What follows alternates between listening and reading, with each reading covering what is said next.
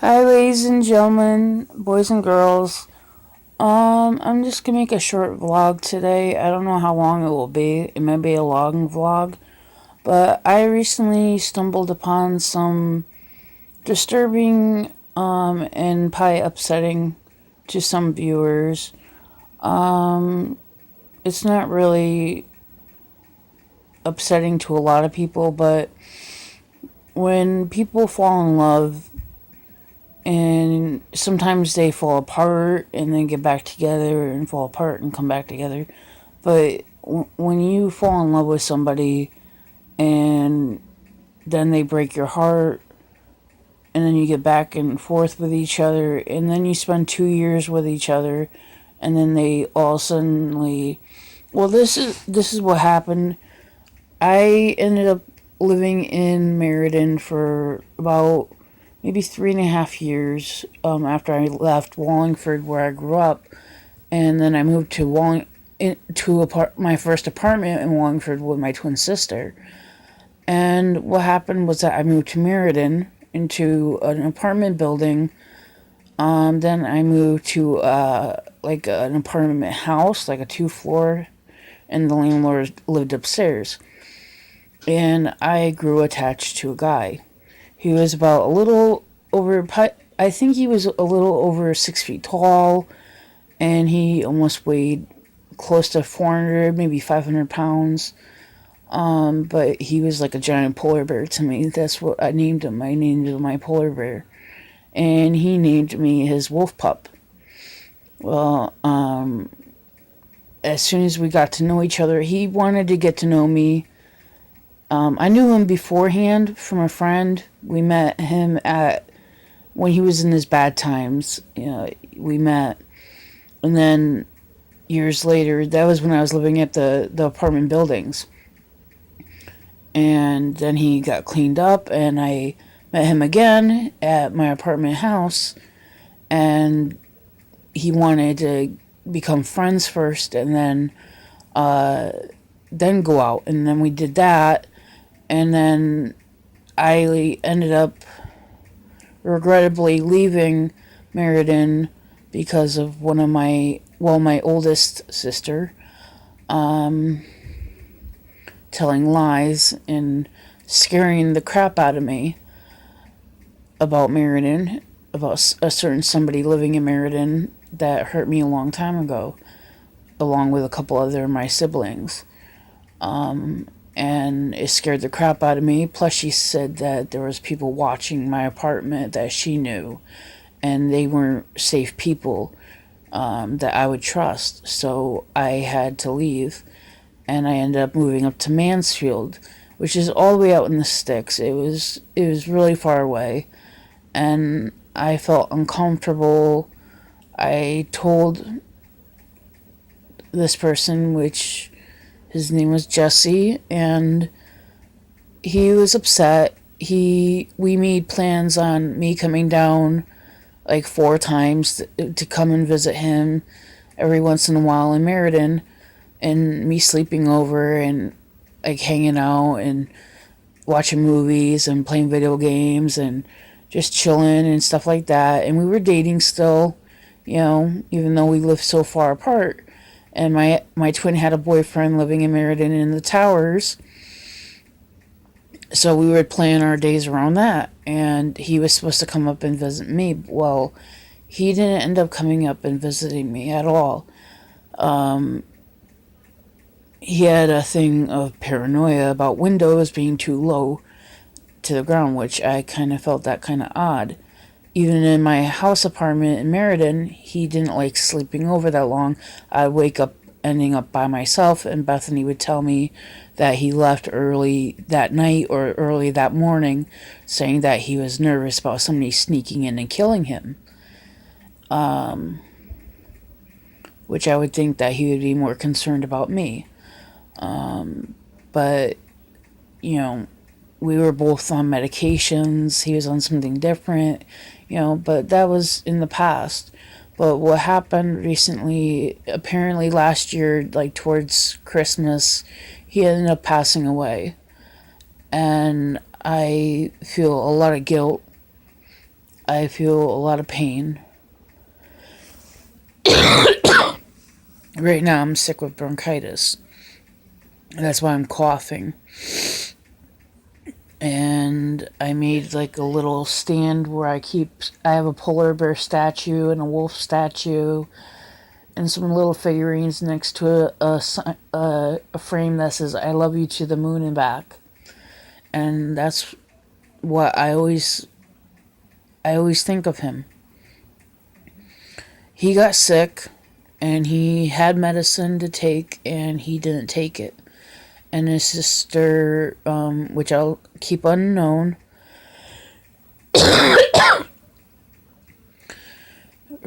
just for personal reasons. If she wanted me to tell you her name, then I would have, but I'm not going to say her name on video.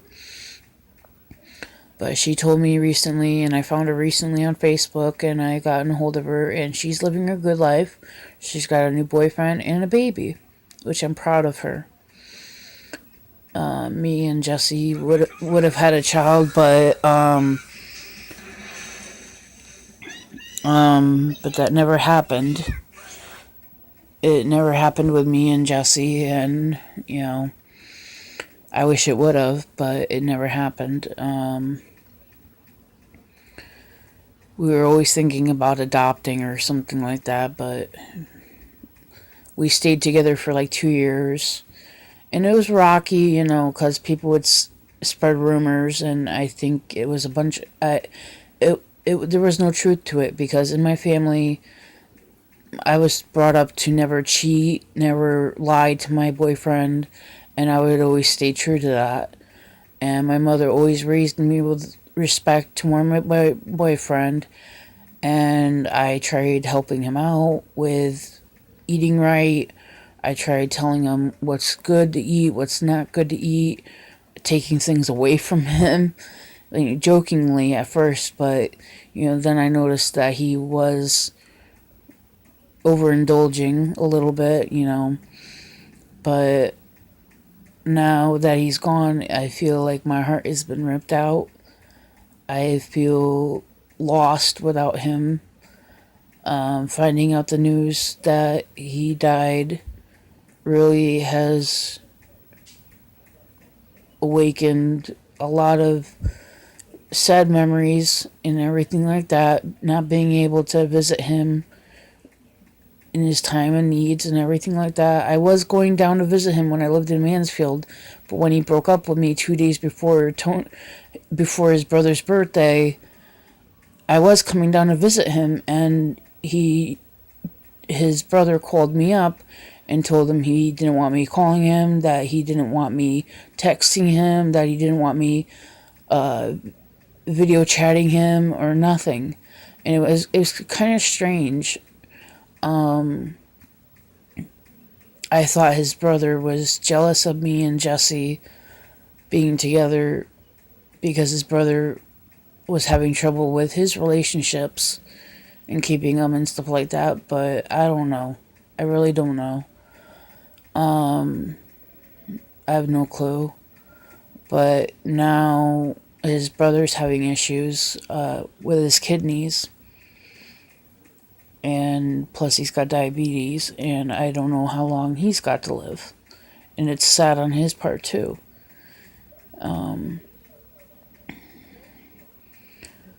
It's hard to see loved ones die, and it's hard. And I should know that because my aunt passed away 2 days after my 16th birthday. My great grandma died in her sleep at her house. My dad's mother died in the hospital very badly. She was wide awake. She was full blown diabetes. It was just terrible. And I was young at the time.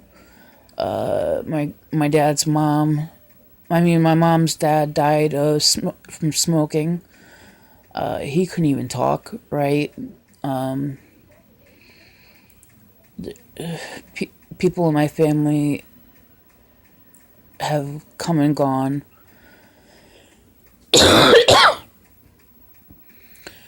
And I just wish just once that, Jesse would have just taken care of himself better and kept on living so that I would be able to see him. And I love him to this day and beyond. And maybe one day, when my time comes, I'll be able to reunite with him. I do believe in reincarnation and everything like that, but, sometimes your body doesn't get reincarnated. And you do end up in what Christians believe, and Catholics believe in heaven or hell, but I don't. But that doesn't mean I did grow up a Christian, but my views on things took a turn. And, it's like if you don't see or hear or feel, it just twists your whole view of things. It twists your view on if you can't see him or touch him or hear him, is he really real? Is he really a person? Is he really a god? Why would he kill his only son? To protect everybody's, to get rid of everybody's sins, but yet everybody still sins. Everybody still lies. Everybody still cheats. Everybody still kills people for their own amusement. Like serial killers and people that are psychotic kill people. People that are drunk kill people. Why is this God...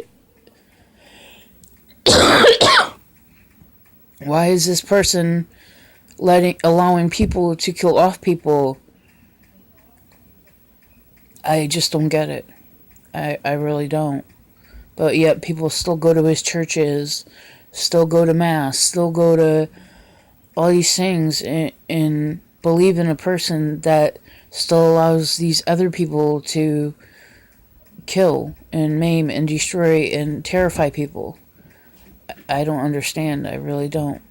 But hopefully when I go, I'll be reunited with Jesse and I'll be happy again. Because that's all I want. I want to be happy. And YouTube has made me happy. But finding out that Jesse passed away has turned a new page in my life, and made me think a lot. Opened my eyes to a lot of things. And I'll still be making videos. The 200 sub giveaway is still going on. So, if you find this cringy or if you find this upsetting, you can like or not like. It's totally up to you, but this is just how I'm feeling right now.